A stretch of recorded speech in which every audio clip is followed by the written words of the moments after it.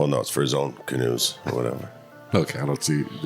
Look, hello, welcome back to another true crime comedy podcast, Murderess Podcast. I'm your host, Sidney Smith, with my co-host, Jamie Kamaya. And in true Jamie Kamaya fashion, Jamie is talking while the recorder is already going, and we are getting ready to do the podcast. I thought that was the point of this. The point was let the intro happen, then you jump in with your comment. Well, I would suggest letting me know that you turned it on, and then I would zip it. You are watching me press the button. I don't know what you do with those buttons. You hit a lot of buttons over You there. do it every week. You do it every week. Same thing. I don't know what buttons do anything. All right, we're going to stop this spat for a moment. Thank you guys for joining us for another episode of Murderous Podcast. Glad you made it. Yes. If this is your first time being here with us, this is a podcast where we talk about females who do the killing. Oh, yeah.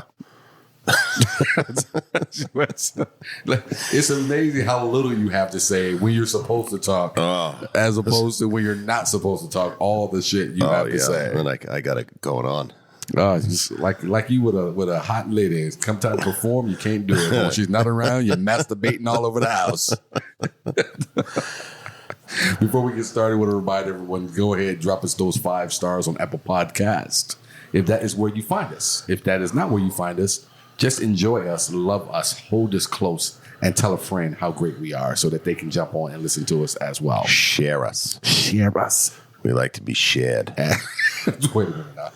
Hold on. You like to be shared, prison boy. Oh, yeah. See? All right. So. The more likes. Yeah. Did I say likes? It was close to something else. It was close to something else. So, yeah, like us, share us. More licks. And don't forget to follow us as well. More licks, more licks. Hey, man, your son is in the next room over. Yeah, I know. We had to... This is the life of a single parent. He shows up at podcasts on occasion. You brought this kid with you. What was the first thing he said when you walked in? Oh, your dog is still alive? Like in complete awe. He had no idea. So, yeah, the dog is still alive. He said, he was pretty old. He's even older now. Yeah. So, first thing out of his mouth. Poor Genie. And then the cat runs by and goes, when'd you get a cat? You're like, it's the same age as the dog. We've had that cat. This kid's observation level. Just go in the living room and watch Squid Games while we do this. He's in there watching Quentin the South right now is what he's watching. Good show, though. Good show.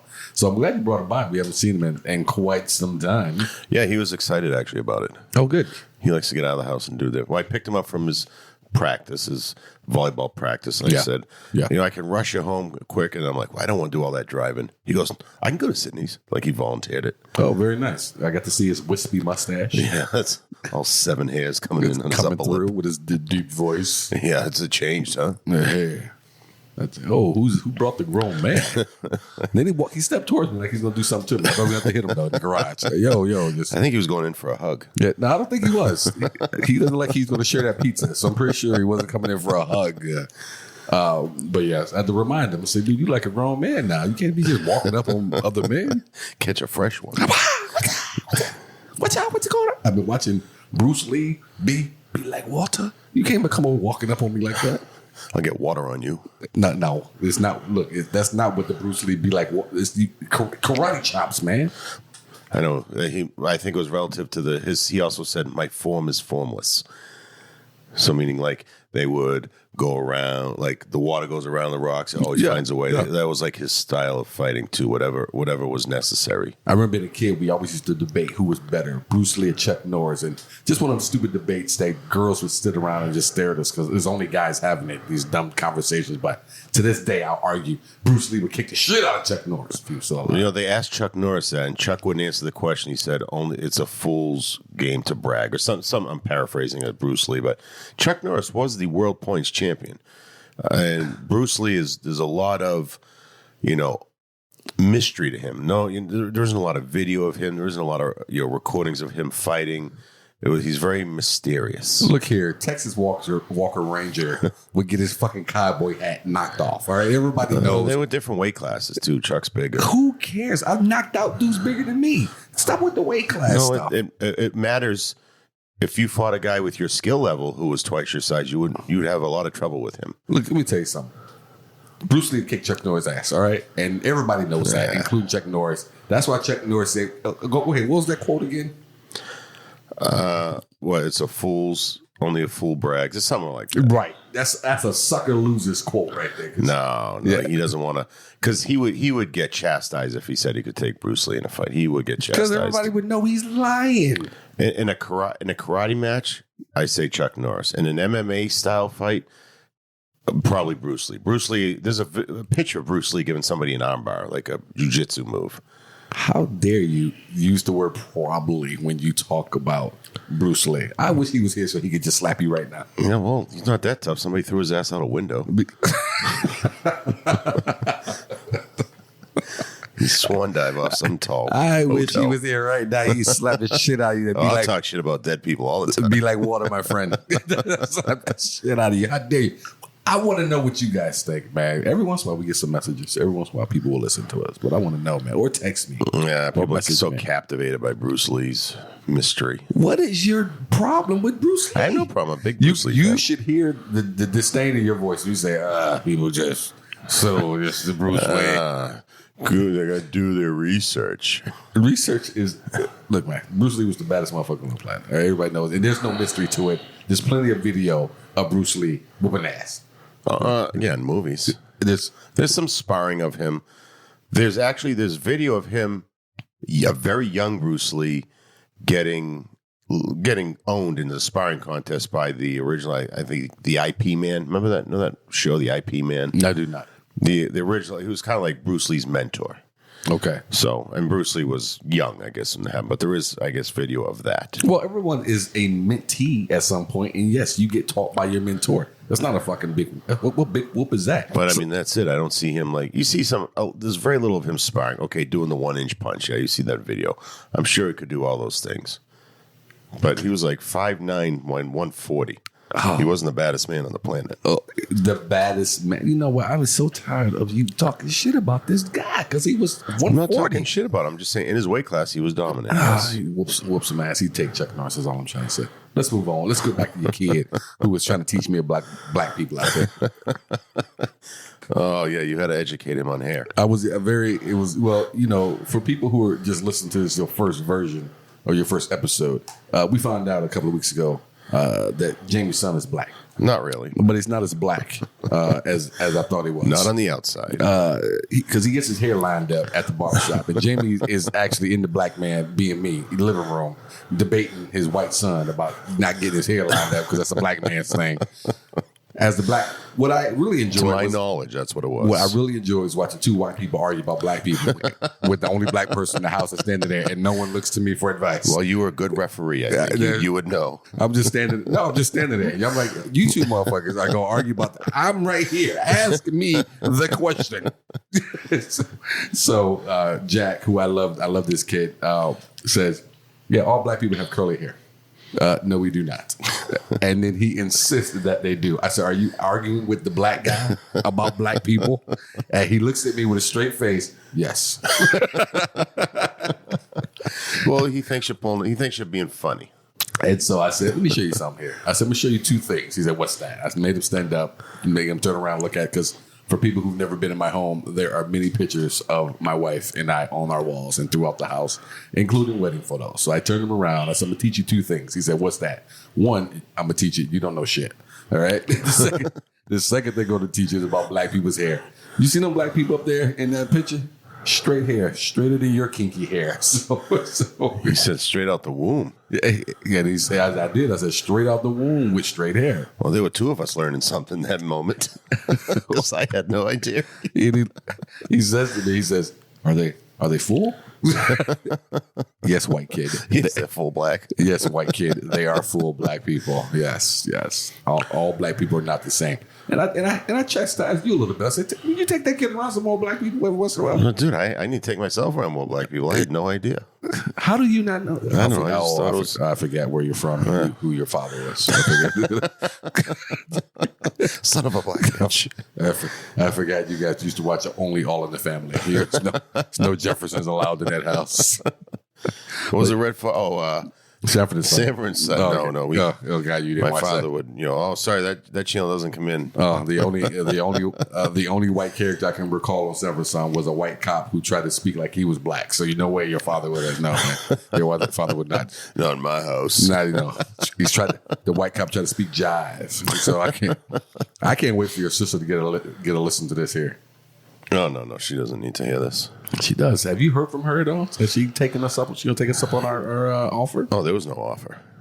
Has she listened to the episode? Probably not. I'm sure I would have heard all about it because her offer has expired. All right, she would not be. Yeah, she won't listen for a few weeks, and then she'll like bang out a few in a row. That's cool. And she'll get a chance to hear me say your offer has been rescinded. It's been adjudicated. Not many times that people have heard of a black man turn a white woman down, but you're not coming on this show. I don't know. You haven't seen her booty. No, I'm just kidding. Wow. She has a normal booty. Wow. No. You just said that your offer has been reopened. I want you to come on now. Your brother just talked about your ass. So good. No, she's a normal size. I might put this in the title. She's a normal white woman, but I believe. Too late. If she's listening right now, she just hit a trick. Oh, man. Another one. All right, so we're going to move on here. We're gonna leave Jamie's sister's ass alone. Hopefully he does. And we're going to talk about my birthday. I was just volunteering you. No, sir. It's too late. Your invitation has been re-gifted to you. All right. So, birthday. My birthday. I'm a year older. The big 46. I am not that old. You are. I am not. So what age are we going with? I'm going with 25. Oh, okay. 25. There you go. And you are not Hispanic. But fine. Estoy es hispánico. I don't know if Hispanico is a word or not. I don't think it is, but what was the first word? Estoy. What is it? I am. Oh, I am. Okay. And Hispanico? That's a word. Yeah, That's a thing now? Estoy mexicano. Nothing lets people know you're not Hispanic like saying his shit like Hispanico. You know what? Next week we're doing another Hispanic killer just to hear you pronounce these names. It doesn't bother me. I don't pretend like I'm Hispanic. So it doesn't bother me. Last week was Saldiv. We were saying Saldival. And as soon as Evelia heard it, she thought it's Saldiva, I guess. Okay, well, that's an R on the end. And she thought you were saying the whole time salad bar. She's like, why does he keep calling her salad bar? I go, no, salad bar or something like that. I go, it was Saldivar. Something like that, yeah. What did she get? Look, she needs to get the beard. Well, the V and the B, the sounds are interchangeable. I know you love Spanish. her. I know you love her, but you know damn well I was not saying salad bar. You were sitting right next to me. I know you weren't saying salad bar, but that's what she picked and you up. know damn well that's not what it sounds like. I get it. You're not having No, sex. they say you choose your battles. I'm like, that's not a battle I'm fighting. I understand she gives you sex, so you got to roll with certain things. But yes, but I'm glad she hit me up with it. I was like, what are you talking about? But Yeah, she tried to send you a voice text. she did. And that was a fail, correct? It was. I was like, what is she doing? You got to show her how to do that. But yes, birthday. I'm a year older, still good looking, so I'm happy about that. Yes. Well, I see a couple more grays in the chin. You do not. You know what? Let me tell you something. Get out. I got more grays in my chin than you do. Get your black kid. Get out of my house. Go get him a lineup. Looking a little rough for that wedding coming up. I got to teach him how to tie a tie this weekend. Thank you to everyone out there who listens, who hit me with a happy birthday. I do appreciate you. You're welcome. Thank you very much, sir. You know what? You did. I think this is the first year that you did not send me something via Facebook. Facebook? No, I sent you text. I know. I said That's way more personal. I said I think this is the first year you've ever done that. Oh, well. You're normally lazy with it. Yeah, well, Facebook reminded me that it was your birthday, and I'm like, well, let me pull out my phone and text him. Just so he thinks it wasn't a Facebook reminder. Well, you blew that by letting me know. Yeah. That's a Facebook reminder. Well, he clearly set the bar too high for me. Everything is Facebook reminders these days, though. Meta. Everything. Meta reminder. Meta, yes, it is all meta now, isn't it? But yeah, it was good. Thank you for everyone out there again who hit me with something on Facebook or otherwise text or whatever. So thank you guys very much. It was a good birthday. It was low key. I went out with the wife and a couple of friends. We went and ate at Ocean Prime, and then we went to Torch and hung out, and then came home with the bed. Oh, that's not a bad evening. Ocean Prime, never been there. You know what? Well, it's Ocean Prime, so it's going to be known more for seafood, obviously. But I'm a steak guy because I can't do a whole lot of seafood. But I picked it for my wife and one of my closest friends, Dave, because they are huge on seafood. And so I picked it for that. And another good friend of mine, John, who owns Torch, you've met John, said, yeah, check it out. The steaks are good. He said, sometimes they come out not cooked the way you want. Send it back. It'll come out perfect. And damn it if he wasn't right. I asked for it medium plus, and it came out damn near well done. Sent it back. They brought it back out perfect. The second steak was perfect. What's medium plus? Medium was just a little bit more heat. So it's not. So it's like right in between medium and medium well. Are you like creating your own? No, it's a thing. Really? It's a thing. I didn't create it. It's a thing. I found out about this at Donovan's maybe 3-4 years ago. Medium plus. I guess I'd be a medium minus. I'm more of a medium rare. Okay, well, medium rare would just be medium rare for you. But there's a lot of people, because when you go with the well done, or not well done, but when you go with the medium well, I think it's too close for them to really get it, and you end up with a piece of meat more often more well than medium. Yeah, so I'd rather them undercook it. Right. So I think that's where the medium plus came in. Medium would be a little bit too undercooked for me, but I can go with the medium like a little plus. pink in the middle. It's a lot more pink in the middle. Medium well is more a little bit of pink in the middle. When you say medium plus, they're leaving it on like that much longer. So it's not much longer. Yeah. But just enough. Anyway, it was a perfect steak. Well, that's good. And when they brought it out. What kind of cut of steak? I had a filet. I had a 10-ounce filet. That's how I do it. And I decided I'm going to eat more fillets. They had the big tomahawks. Well, excuse me, Mr. I went up a tax bracket. I decided I'm going to eat more fillets. You're such an asshole. Why can't I just tell my story? What's wrong with me saying I'm going to eat more filet? What's wrong with Nothing, that? baller. I'm going to eat more fillets. I never claimed to be homeless. I'm going to start having more champagne, I think, at dinner. I never claimed to be homeless. No, not homeless, but shit, fillets. I'm going to have more fillets. Like, it's just an expression I've never heard before. Well, look, if you're out having steak, isn't there different types of steaks that you can order, right? Well, fillets the only one I get, but I don't go around just like having fillets everywhere. All I said was, I'm going to have more fillets. If you see, the problem is you let me finish my thought. I'm going to have more fillet cuts as opposed to the other cuts like the tomahawks and T-bones and things like that. That's what I was trying to say. Yeah, okay. Nice recovery. That's all I was trying to say. Anyway, I feel better eating the filet because it's less meat, obviously, less fat, so on and so forth. So And it's still very tender. it's still very tender, and I don't like that feeling of being. I mean, it's great to sit down and eat a 30-ounce tomahawk steak and have that seated in front of you, but I mean, in reality, get rolled out of there. right? But in reality, I don't want to keep eating that way, and all those. It's certain shit you got to worry about, and you should be worried about.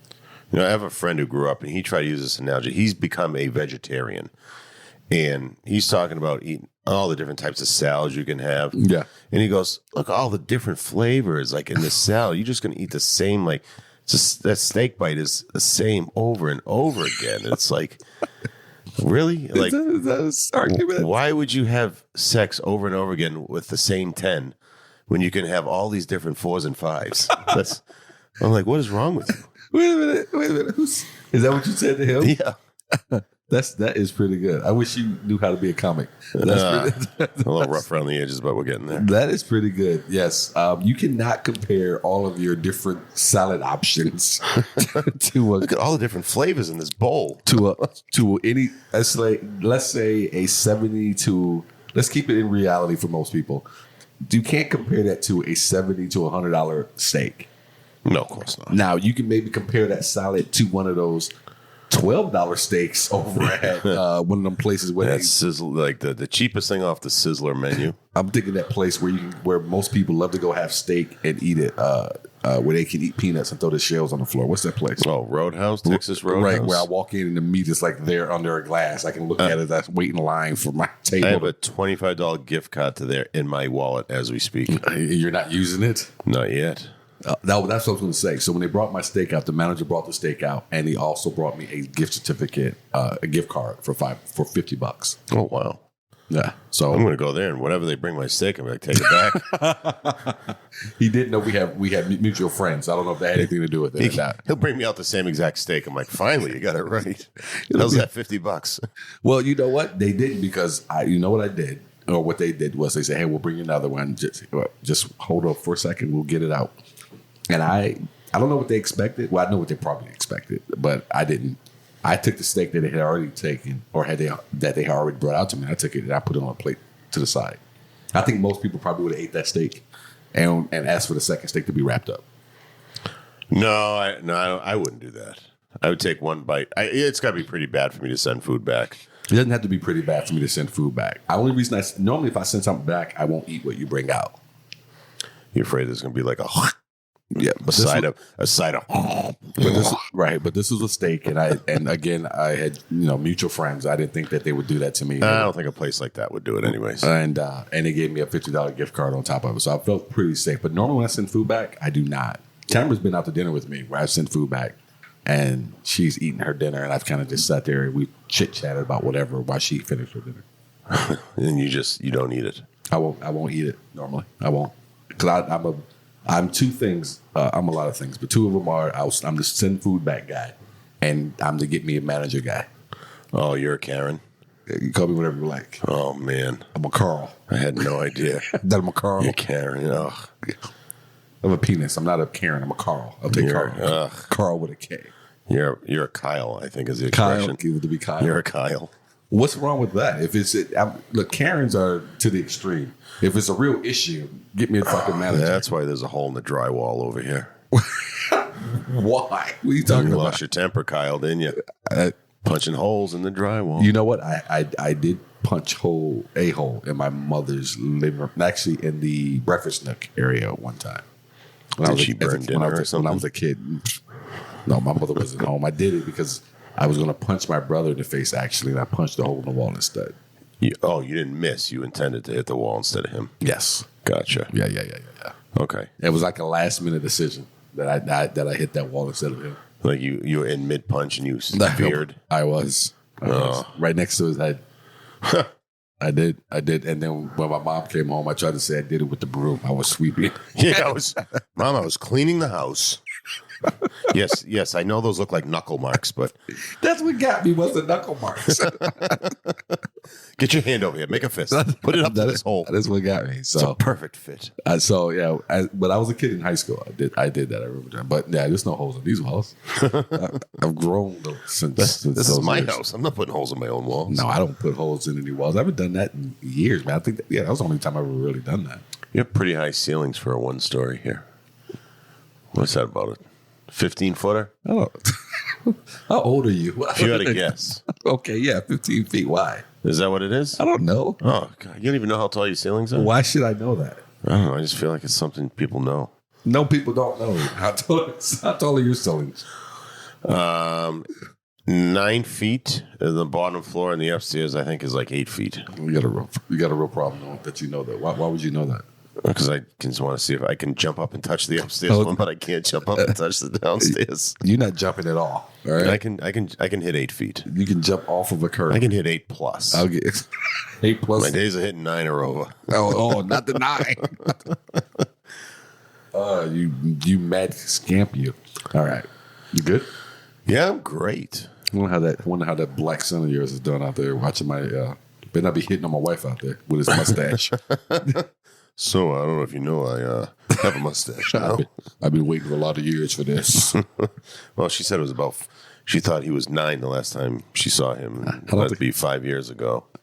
I don't think it's been that long. Has it been that long? No, maybe. Since we've seen this kid. Well, how long have you been divorced? We separated when he was 9, actually. So it has been. It has been that long then. Yeah, because we have not seen him since you were separated and you were trying to live like a single man. Yeah. And ever since you got close to being remarried again, we haven't seen him. Yeah. I'm not close to being remarried. Well, September was 4 years divorced. I mean the lifestyle. The lifestyle. Oh, yeah. We live together. We own a house together. Like I said, the close to being married. Lifestyle. We're talking about getting a pool. Okay. Yeah. Okay. You're not married. I can only use it at night. If only I could use a laugh track right now. We're not married. Just Put the pool in. Next, how's this story? Who's that killer? Bought a house, get the pool. Got 8 and 9 foot ceilings. Oh, man. Yeah, you're not married. All right. On this week's episode of Murderess Podcast, we look at a woman who said, oops, my bad. I didn't mean to kill her. It's the slaughterer of Selena. You were reading last week's. I am. You bollocks. How did you? Because you sent me something over that I cannot. No, I didn't send you nothing. You did but too. This week's episode. Right. You sent me something that I could not, do what I normally do with it. Oh. But you know what I'm going to do? Because I'm a nice guy, I'm going to leave that in. Oh, well, I mean, it adds flavor to our little spice leave that in because I was reading it. As I was reading it, I was like, this isn't right. But I'm just listening to you read it with all this energy. I'm like, I hope he keeps this up when he gets the real story on his screen. I said, I'm going to keep going. Push through. Like when someone realizes they're bullshitting, but they stick to the story. So I'm like a newscaster. On this week's episode of Murderous Podcast, we have a woman whose heart was torn to pieces, just as her victim was. Oh. It's Carri Standsoverbull. Wait, again? Carri Standsoverbull. Standsoverbull. That's what I said. Carri Standsoverbull. It's another name that Jamie Kamaya created. I did not create that name. No, I wish I did. I'm not that clever. Well, I've been trying to tell you that for a lot of years. Life was never easy for Carri Standsoverbull. She grew up. I wonder why. Was it the name calling? The teasing? She grew up poor on the Crow Reservation, where the weather and land can be unforgiving, and opportunities are limited. Fortunately, she grew in a tight-knit family that always looked out for each other. Dude, can you cut the breathing out? What are we doing? You want to race over here? Can you hear me breathing? I can. Just excited for this story. All right. Like fucking Jason's following me. Is that Jason? No, Jamie's winded. I told you. What are you? You're already sitting there. All right. No Pop-Tarts. You're out. You're out on Pop-Tarts. Come on. She was especially close to her younger brothers, Patrick and Isaiah, who would do anything for their big sister. Though Carri could count on her family for support, she never found a man she could depend on. By 2014, she was divorced with several children to raise on her own. Oops. She lived in a rundown apartment building in Billings, known as a haven for troublemakers. She sounds a little bitter about, I can never find a man to support me. Well, you got all them damn kids, so that's always going to hold you back. Well, you found one that didn't. Okay. Always going to hold you back, lady. The police have gone there numerous times, primarily for disturbances, family issues, looking for runaways, things like that. Billings Police Chief Rich St. John told reporters. You think as a chief you'd say Richard. Yeah, right. Pull the old Samuel L. Jackson. Richard St. John sounds used to be better. able to call Samuel Jackson Sam, but you can't. What's the L stand for? I don't know. Me neither. I do. We'll never know. My only story about Samuel L. Jackson, just in case he hears this, I don't want to be punched in the back of the neck. Don't call me Sam. I was working in Chicago, downtown Chicago area. I was walking with a coworker at the time. And Samuel L. Jackson comes walking past us in the opposite direction. And my coworker goes, "Hey, Sam, how you doing?" And Sam kind of looks at him, waves, and keeps going and goes into the hotel. And I just turn to look at my buddy. Hey, Sam, does he owe you money or something? Sammy. No respect. No respect in that man's name. Sammy, my boy. Sammy, my boy. I would love to hear you call Samuel Jackson Sammy, my boy. Sammy, my boy. Sammy, my boy. Like it's like an older person saying to a younger person. Yeah, we know exactly what it's like. First created by her local dating prospects. Carri turned to online chat rooms in hopes of finding new romance. I think she had like a screen name instead of Standsoverbull. Carri Stands. Oh, Yeah. Which is Bull. Carri Bull. Just not even Carri, just Bull. Carri Bull. My name is Bull. I can't say it like that. Sure you can. There's someone for everybody. She soon began exchanging messages with Josh Hewitt, a welder in his late 30s. Though he lived in New Mexico at the time, Hewitt had grown up in California.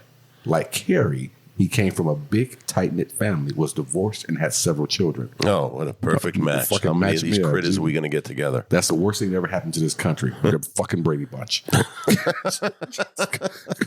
Fucking you with all your kids merging with people over here with all your kids. We got we're going to take the dad's name now. Now I'm at the mall, and you got all these fucking kids you can't control walking around. That's get them away. Standsoverbull - Hewitt. That's a long last name she's going to have to rock. Oh, my God. Blah. After several weeks of chatting online, Carri convinced Josh to move her in Billings. I like how you're reading so suspenseful right now. And the two, because you never know where it's going to come from. And the two found their chemistry was even stronger in person. Having kids himself, Josh didn't mind that Carri had children of her own. They were hitting it off. He loved her children. He was really happy that she had children, and they just got along really well. Jeff's mother, Leonora Jones, said. In early 2014, he began making plans to relocate to Billings and moving with Carri and her kids. Jeff soon moved into the apartment complex to live with Carri and her family and began paying the bills as well. Oh, there you go, sucker. Stupid ass. Jeffrey had a good skill. He could get a job anywhere. He was a great welder, and to her, he would be like her knight in shining armor. Oh, that he welded himself. Wait a minute.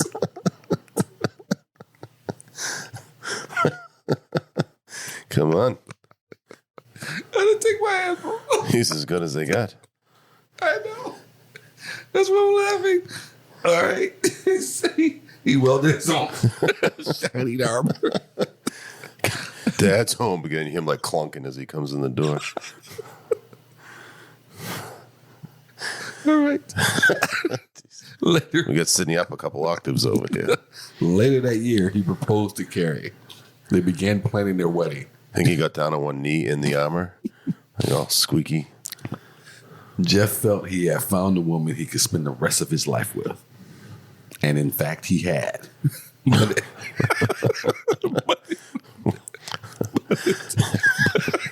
Come on. Use your words. But it wouldn't pan out. What? It wouldn't pan out There the it way is. he imagined.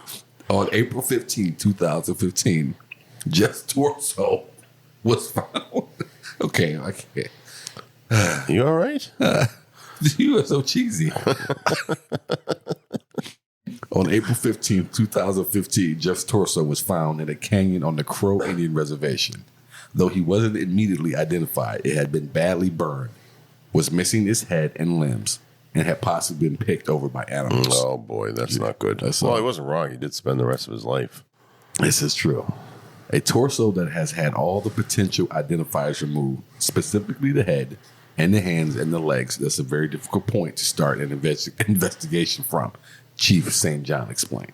How come they found the torso? Maybe they need to start looking for these other body parts. Just the torso shows up. At least you got something. Why don't you put the torso where the head and hands are, then you don't find anything. What? Well, he didn't find the head and hands and legs, right? No, he didn't. But how come they found the torso? Why would they put the torso there? Why don't they put the torso Where they put where the hands other in? parts Oh, I are, and then got you you. don't find nothing? I got you. That makes sense. I'm full of it. I'm full of sense. The remains were so badly damaged, the investigators weren't even able to determine the cause of death. However, the lack of blood where it was discovered led them to believe the person had been killed elsewhere. Their only clue to the victim's identity was the partial remains of a tattoo. Oh, I would have get rid of a tattoo along with the head. Yeah, I would think I would carve that bad boy off. The body had a tattoo on its back, across its shoulders. It was burned so that it couldn't be read completely, but some of the letters were written as script, and it was EWITT. Hewitt. Detective Jim Gardner said. We're missing a guy named Hewitt. If anyone knows anything, I'll be working on this Hewitt case. How do you just burn the H? They never figured this out. They'll be stuck on Hewitt forever. Yeah, who did it? Who did it? Huh? The maid in the kitchen. I wonder if his name was Mewit? Lewitt? Buitt. Buitt? Blewett. How about it was Blewett? Jewett? The other clue was a coupon mailer, which had been used as a kindling to help start the fire that burned the body. So you can burn a body, but not a piece of paper. It had an address job. on it for an apartment Oh, 28 my miles away God. in Billings. It was the apartment of Carri Standsoverbull. I was waiting to hear about some great detective work here. No, I mean, Most of these crimes are solved because of stupidity. And I believe that most crimes are not solved because of stupidity. So, just depends on which way that pendulum is swinging. Police served a search warrant on Carri's apartment on April 21st, 2015. While they didn't find any evidence of a murder being committed, nor a body being dismembered, they did find a wallet belonging to Jeffrey Hewitt. Hewitt. Oh, but it doesn't match that tattoo. This is different. It's got to be a different person. It's not the same. Not the same. We got a serial killer here. I'm very upset right now. Jeffrey Hewitt's last name was spelled Hewitt. This is very interesting because the tattoo across the back basically spells that without the H. I can't believe they put that together. It's like that. It's like what's that game? What's that game with the tiles and the letters? Scrabble? Because that's what this is. Whoever solved this was a Scrabble champion. You can add an H on, you get all the points of the existing letters. The police department is looking for Scrabble champions. We accept solve this crime. If anybody out there wants to join up. What's an H worth? Like 4 points? Something like that. Spells that without the H, which would have been burned off by being on fire, explained Detective Gartner. Thanks, Detective. But you couldn't burn that. You burned a tattoo off a guy, but you couldn't burn a piece of paper with your home address. I wonder how this detective got that gold chill fighting crime like that. A DNA test would confirm the remains found on the crow. Look, man, you don't need a DNA test. I could have told you this. We had a missing Hewitt. You could have saved the taxpayer money right there. When investigators asked Carri about her relationship with Jeff, she said he had been her living boyfriend until a couple of months ago when they broken up and he had moved back to California. When police notified Jeff's family, they were shocked. I didn't realize that he went missing. Said his mother, Leonora Jones. Months later. I thought he was just busy with work. They were very close, apparently. Yeah, sounds like it. He hadn't talked to him in weeks. So I would imagine he's just been busy welding that fucking tuxedo of armor for the wedding. Jeff's family told police that ever since getting engaged, Jeff and Carri's relationship had grown volatile. They said Carri took Jeff's money and bossed him around, even though he loved her and the kids. He was thinking of calling off the wedding and moving back to California. Oh, you go, Jeffrey. You got to keep those plans to yourself. Look, man, you're right. You got to shut the fuck up. Man, every time I hear about a dude dating a woman with a lot of kids, and I say a lot of kids, I'm not talking about one or two. I'm talking about a lot. Like younger kids. I'd say this is going to go bad. Huh. So you're going to get sick of them. The sooner she gets you right where she wants you, she's going to flip the switch. That better be some great vagine. Straight up. You know what the great thing about when you say vagine is I know what you mean, but it sounds like a great shampoo. You hear that commercial? His body. Vagine. The last time I talked to him, he says he was whispering to me she would monitor phone calls, and he says, "Mom is bad here." Leonora Jones. Okay, you're a terrible mother, Leonora. Your son is whispering on the phone when he has to talk to you. How did you think that he was just working a lot? First of all, you raised a little bitch. Yeah. Mom, it's bad here. What the fuck, dude? Leave. Wait. How do you think that he was just working a lot? He's whispering. You hadn't heard from him for a while. Yeah, they weren't that tight. He's not right. You weren't that tight of a family. Sounds like, and I haven't finished this story yet, Carri's family was a lot tighter than yours. Yeah. Detectives were they? Detectives decided to bring in Carri Standsoverbull for questioning. When they asked her why she and Jeff Hewitt broke up, she claimed he had become physically abusive. Isn't that always the way? On one occasion, kicking her small child in the head. What? She said this angered her friends who took action. People who whisper on the phone to their mother don't kick kids in the head. No. Not at all. They don't kick anything. That kid might have been kicking him in the head. Right. So her friends took action. They were under the impression that he was beating on her and her children, and this made them mad. Oh, so mad. Detective Jim Gardner said there was often alcohol involved in this, and it would cause these people to want to beat on Jeff. I've seen that happen too. And this is not me picking on ladies. So ladies, if you're listening, please continue to listen. But I've seen it happen where a woman has told her friends and family that this is what's happening, and the family gets upset with this guy, even though that's not what the case really is. Yeah, of course. I've seen that happen. Not saying that that's always the way, because there's a lot of dudes that know. I was produced by one who were just straight assholes who were abusers. So So that does happen. Yeah. So they were under this impression that he was beating on her and the kids. She said she didn't know what happened to Jeff, nor would she give the full names of the men she said beat him. As police interviewed Carri and Jeff's neighbors, they learned her apartment was a regular location for loud, drunken parties with a constant stream of visitors day and night. They sold drugs. Most of whom were inebriated, according to witnesses. One constant presence was Carri's younger brother, Patrick. You think so? The drugs? Nah, people coming and going a lot, yeah. Just the party and the drinking might get old, but yeah, people keep showing up for the blow. So they're not coming for the fillets? They could be. I mean, if they have some medium plus fillets coming out, they're going to be like, I've never heard of a plus. What is it? I have to have one. Sidney, we've heard you've been over there lots of. No, I've never been there. That medium plus steak in your teeth? That's it was not. When detectives interviewed Patrick Standsoverbull, he was extremely forthcoming with information about what happened to Jeff Hewitt. He confirmed that Carri and Jeff's relationship was extremely volatile, prone to drunken fights, with Carri usually the aggressor. Patrick Standsoverbull said he believed the fatal beating occurred about a month before the body was found. He said Carri and a group of men beat Hewitt, who later died from his injuries. She then called her brothers Patrick and Isaiah in a panic and asked them to help her dispose of the body. They drove it out to the reservation, where they tried to dismember it with a chainsaw. Tried? I love my baby sister to death, but she could not call me to help her dismember a body. Right. I'm going to help you move the body. I'm not helping you move the body. We're going to call the cops and figure this thing out, and hopefully you don't do a lot of time. I won't make any promises that I'll be coming to visit you, but I'll see you when you get out. I'll come get you. You're a terrible sibling. Why? Why? What if the guy had it coming? What's that? What if that person had it coming? Then you should have called me before you did it. Maybe I would have done it for you, but I'm not going to come over here and help you dismember a body at this point. Well, Sidney the Snitch, okay. Sidney the Snitch? Sidney the Snitch Smith. They don't have... Not even put my whole name. Not even Smith, just Sidney Snitch. You got snitching on his sister. They don't have fillets in prison. If Sidney's sister's listening, talk to me if you get in any trouble. Why? You can't go to your brother. Oh my God. You're not going to say call the cops. You're going to call the cops and be down there collecting their fucking reward. What are you talking about? Thing. Like, how much money you got? Give me half. What'd you make on this deal? Look, man. My mother won't even let us get out there and fight for our sister if something was going down like that, because she wouldn't want us to go to prison. So it's just how we are. But no, I'm not. We're not dismembering a body.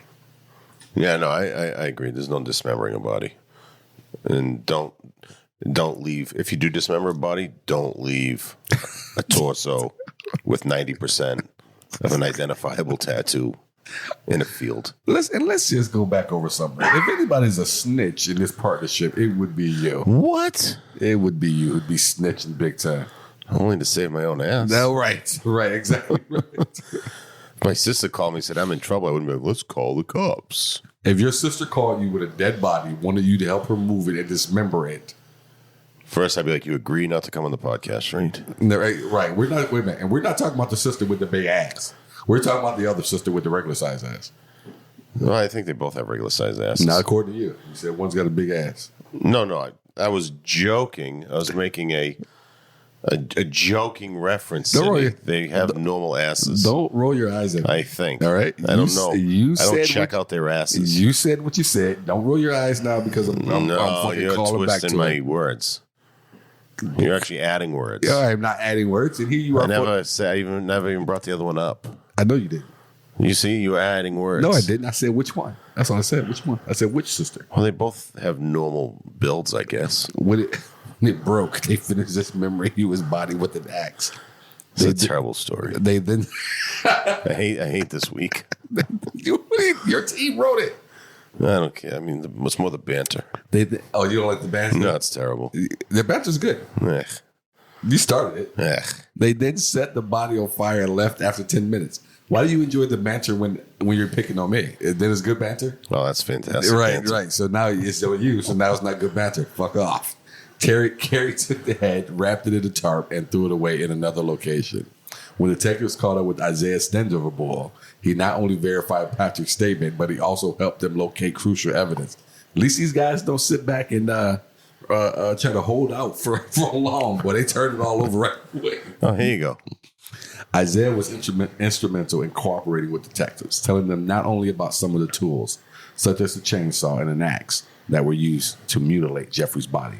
He actually led investigators to where those items were hidden, Prosecutor Ed Zink said. Oh, way to go. We got snitch number 2. I'm referring to the other brother. Okay, you better not. You Jeez Louise. Son of a bitch.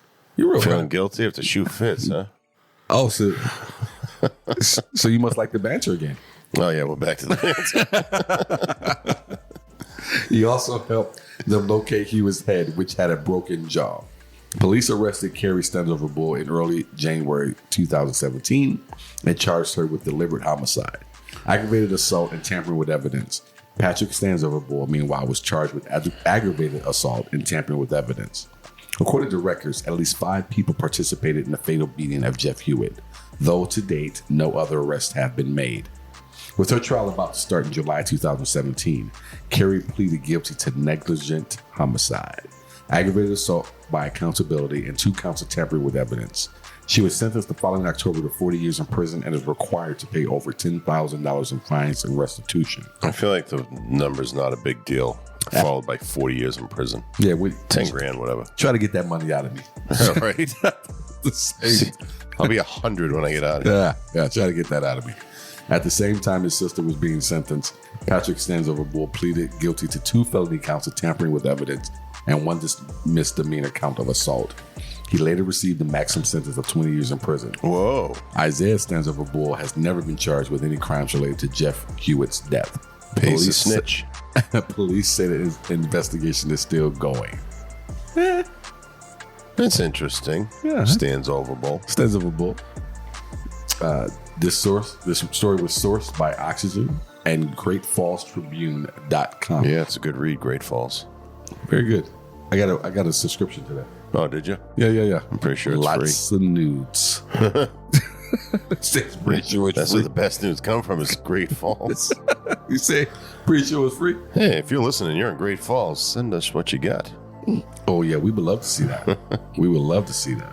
Men or women. Wait, okay, take it easy. We have to be fair, Sidney. No, not that fair. Not that fair at all. Hey, folks, thank you guys for listening to another episode of Murderess Podcast. Again, don't forget to subscribe wherever you're listening right now. And if you are on Apple Podcasts, leave us 5 stars. Remember, be aware of your surroundings, and we'll see you next week. See ya.